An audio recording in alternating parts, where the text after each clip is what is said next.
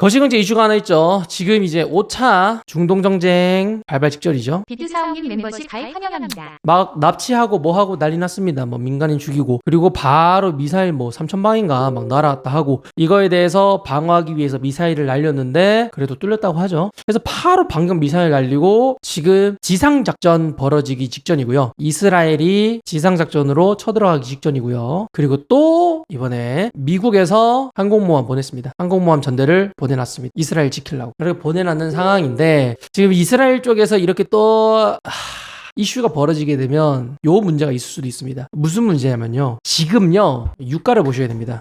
유가를 보셔야 돼요. 유가 진짜 많이 올랐거든요. 여러분들 정신 차리니까 지금 1,790원 아니에요 지금? 여러분들 지금 기름값 1,790원 아니에요? 유가 지금 바닥권 대비해서 38% 올랐다가 지금 28%째 올라가 있어요. 많이 올라가 있습니다. 조정 많이 나왔지만 조정 나온 거 대비 그래도 그만큼 많이 올랐어요 지금. 이렇게 유가가 다시 좀 반등 나오고 있고, 미국 물가도 다시 상승하는 쪽으로 돌고 있는 상태에서 중동에서 이런 전쟁이 벌어지게 되고요. 그리고 미국이 또 이스라엘을 도와준다라고 뛰쳐 들어가죠. 이렇게 되면 친미 세력이랑 반미 세력이랑 또 벌어지게 되겠죠. 그렇게 되면 옛날에 오일 쇼크가 왜 일어난지 아십니까? 오일 쇼크? 그때 당시에 미국이랑 이런 애들이 또 도와줘가지고 삔또상해가지고 미국이랑 그쪽 친구들한테는 우린 감산해서 비싸게 팔겠다 라고 해서 엄청나게 오일 쇼크 일어나면서 팍 하면서 경제 막 무너지고 난리 났죠. 이번에 또 이스라엘을 미국이 도와주게 되면서 이제 이란 쪽이 또 삔또 상해가지고 감산하겠다. 감산하겠다. 뒤져라. 니들 오일 쇼크 한번 먹여주니까 정신을 못 차리네. 오일 쇼크 맛보실? 오일 쇼크 호잇? 하면서 이런 카드도 내비칠 수도 있고요. 그리고 저런 전쟁이 또 제대로 또 벌어지게 된다라면 제대로 된 기름 수급이 전 세계에 안 될 수도 있습니다. 왜냐하면요, 기름은 전쟁 물자예요. 전쟁 중에 이런 전쟁 물자를 잘 많이 팔긴 하겠지만 옛날처럼 그렇게 많이 팔진 않을 가능성이 높기 때문에 오일 가격이 또 올라가게 되잖아요. 이 전쟁으로 인해서 오일 가격이 올라가게 되면 당연히 물가는 또 올라가게 되고요. 물가는 또 올라가게 되면서 인플레이션, 물가가 올라가면 당연히 인플레이션 계속 벌어지게 되고요. 그러면 미국 물가 지수도 이제 원래 올라가는 것보다 조금 더 올라가게 된다라면 우리 파월 아저씨가 지금도 열심히 금리를 올리신다라고 하시는데, 이 금리를 우리 예상치보다 더 많이 올리고 24년도에도 지속적으로 또 금리를 올리는 이런 포지션을 가져가게 된다라면 당연히 거시경제상 힘들어질 수밖에 없고, 그렇게 된다라면 당연히 위험 상품인 코인 쪽에는 기관 투자자라든지 큰 손에 대한 돈이 안 들어올 가능성이 또 높지 않을까라는 생각이 듭니다. 그리고 거시경제가 무너지게 되면요, 비트코인은 무너지게 되어 있습니다. 그것은 우리 모두가 경험하신 분들은 경험하셨고 못하신 분들은 못하셨습니다. 그때가 언제냐? 코로나 빔입니다. 여러분들, 코로나 빔.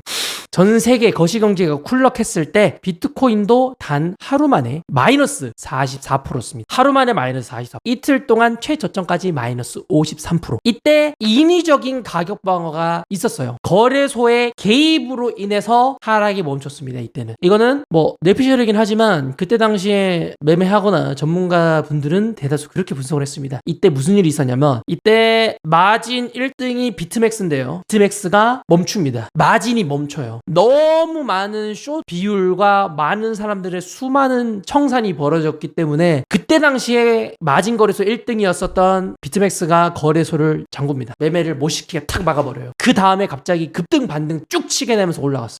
그만큼 거시경제가 필요 이상으로 엄청나게 쇼크가 벌어지게 된다면 비트코인이 단 이틀 만에 마이너스 53%까지 찍히는 게 코인 시장이에요. 이때 알트코인들 뒤졌습니다. 그런 경우도 혹시나 열려져 있을 수도 있으니 여러분들도 혹시나 매매하실 때 조심하시면 좋겠어요. 거시경제 상황에 대해서 제가 그렇게 많이 말을 하는 편은 아니지만, 그래도 혹여나 정말 이것으로 인해 가지고 전 세계가 휘청거린다라면, 지금 전 세계의 기초 체력이 낮은 상태거든요. 전 세계가 기초 체력이 이렇게 낮은 상태에서 또 한 번의 전쟁 발발, 또 한 번의 유가 폭등이 이뤄지게 된다면 기초 체력이 부족한 나라부터 흔들리게 되고, 그거에 대한 연쇄작용으로 비트코인도 많이 힘들 수도 있으니 혹시나 이런 시나리오도 존재한다고 생각하시고 매매할 때 조금 조심하시면 좋겠습니다. 비트코인 누가 봐도 저점이죠. 누가 봐도 매력적인 자리예요. 하지만 지하실 갑자기 생긴 거일지도?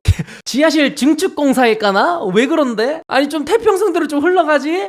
내년에는 뭐 금리 인상 멈추고 뭐 하면서 좀 시장 좀 좋아진다며? 갑자기 뭐 전쟁이 하나 더 나? 왜 갑자기 또 지하실을 만들려고 하냐? 사람 기분 별로 안 좋게. 하여튼 그러니까 여러분들은 혹시나 매매하실 때 그 정도의 내용들을 한번 참고하시면 좋겠습니다.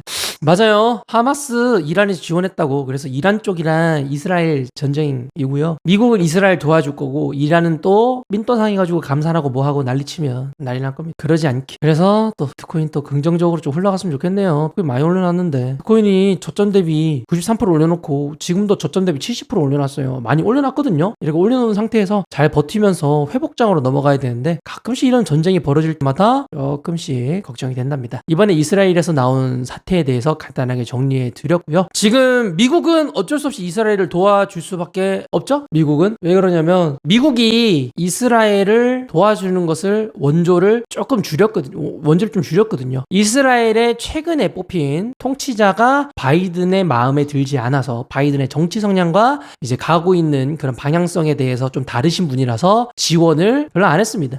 그리고 이제 이란 대한민국이 묶여져 있었던 이란 돈 그것도 바로 막 하마스 들어갔다는 막 그런 이슈도 있거든요. 그래가지고 이스라엘을 좀 많이 또 안 도와주고 요런 문제 때문에 정치적 이슈 때문에 지금 바로 바이든이 이스라엘로 항모를 보냈습니다. 자기 때문에 이런 사건이 벌어졌다라는 말이 슬슬 나오고 있거든요. 미국 너희들이 굳건하게 이스라엘을 도와줬었다라면 그랬다라면 문제가 없었을 텐데 너희들이 도와주다가 마니까 이런 거다. 그러니까 책임져라 라는 이슈도 있어가지고 정치적인 문제도 있습니다. 우리 미국 대선 내년입니다. 미국 대선 내년인데요. 지금 바이든이 엄청나게 재선하기 위해서 노력하고 있죠. 미국에 있는 자동차 현대차 파업이랑 비슷한 거예요. 자동차 파업 현장에 가가지고 파업 열심히 하세요 막 이딴 소리 하고 있거든요. 재선 성공하려고. 그래가지고 이번 이스라엘 지원 어떤 방향으로 끝날지 우리도 좀 지켜봤으면 좋겠습니다. 거시경제 때문에 비트코인이 흐른 건 아니지만 그래도 거시경제가 너무나 무너지게 되면 비트코인에도 타격이 좀 클 수가 있으니까 여러분들 이런 전 세계적인 이슈에 대해서는 알고만 계셨으면 좋겠습니다. 그러면 해당 내용 참고하시고요. 매매할 때 도움되셨으면 좋겠습니다. 비트코인 전 세계 거시경제가 무너지게 되면 알트코인도 무너질 수도 있으니까 조심하시면 좋겠습니다. 해당 내용 참고하시고요. 매매할 때 도움되셨으면 좋겠습니다. 찹찹찹. 네, 간단하게 좀 말씀드렸습니다. 개인적으로 좀 걱정이네요. 어찌 흘러갈지 단순 해프닝일지 뭐 진짜로 제대로 치고 박을 건지. 근데 이게 참 이 거시경제가 참 재밌는 게 뭔지 아세요? 왜 재밌냐면요. 제가 이스라엘 전쟁, 중동 전쟁 이야기 했었죠. 만약에 중동 5차 전쟁이 벌어졌어요. 벌어진 이후에 거시경제가 아팠지만 버텨내잖아요. 이겨내잖아요. 그러면 호황기가 온답니다. 라고 분석할 수가 있어요. 왜 그러냐? 경제 위기가 왔을 때마다 이런 분석도 많더라고요. 이제 끼워넣기 식이라서 거시경제가 참 어려워. 경제 위기가 왔을 때마다 전쟁이 일어났다. 그리고 이 전쟁이 일어나면 이걸로 인해서 자원 소모라든지 이런 걸로 인해서 이 위기 때 폭탄이 터지지 않고 시한폭탄이 시간이 연장된다. 막 이런 분석도 많거든요. 그래서 전쟁이 오히려 위기에서 기회로 된다라는 이런 거시경제에 대한 분석하시는 분들도 많기 때문에 거시경제는 참 이랬다 저랬다 말 붙이는 거에 따라 다릅니다. 그래서 지켜보는 게 우선이에요. 지켜보는 게 아시겠죠? 잘 지켜보면 좋겠고 잘 대응하면서 잘 풀어줬으면 좋겠습니다. 우리도 안 무너졌으면 좋겠어. 대한민국도 지금 적색 신호 엄청나게 많잖아요.